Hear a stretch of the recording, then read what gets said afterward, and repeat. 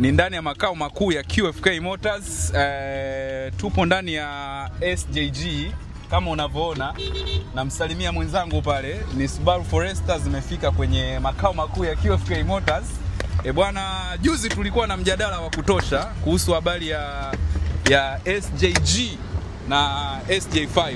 Hizi hapa bwana zimefika ndani ya makao makuu ya QFK Motors. Ni Subaru Forester new model. Lakini kwa bahati nzuri bwana Asha Kidigo kama unavyoona leo bwana tumeleta SJG. Tulisema SJG ni nini? Tuliwaambia manager. SJG ni gari ambazo ni Forester new model, zinatoka na turbo. Hizi hapa, hiyo hapo inaenda waambie. Hii Dodoma. Hii hapa Lindi.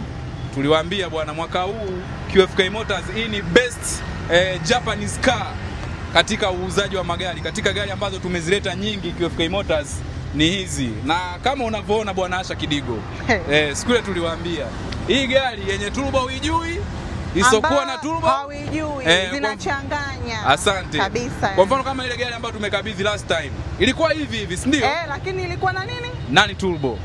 Haikuwa na turbo. Na hizi hapa tunazikabidhi leo zina turbo.